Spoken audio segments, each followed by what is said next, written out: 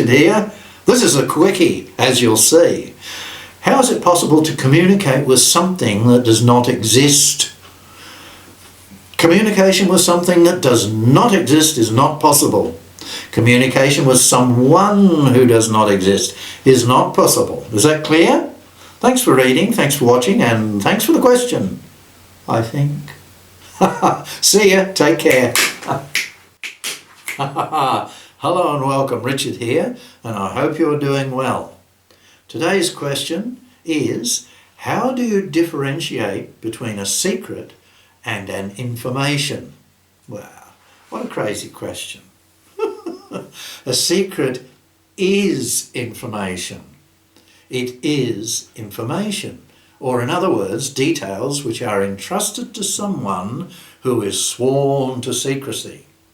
They are obligated, in other words, they're under oath, to keep it to themselves and not to pass it on to anyone else. You didn't know this? Seriously? Thanks for reading, thanks for watching, and thanks for the question. Till we meet again, you take care. Hello and welcome, Richard here again.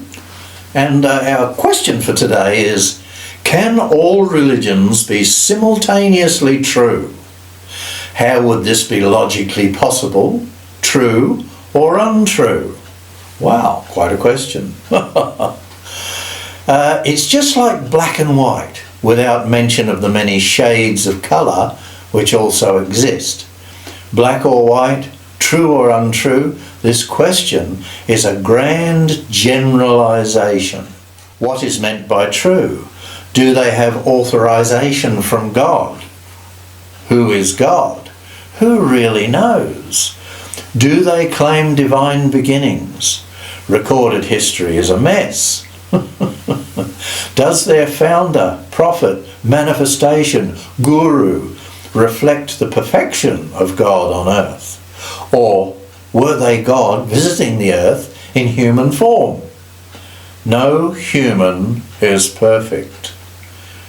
Do they have a real system which can sort the world's troubles and establish a better way to live with genuine social adhesion?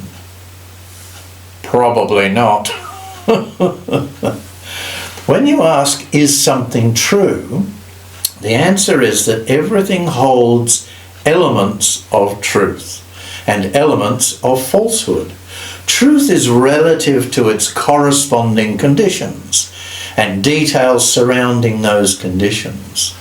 Therefore, everything has opposites, including truth, and truth is changing as each second ticks by.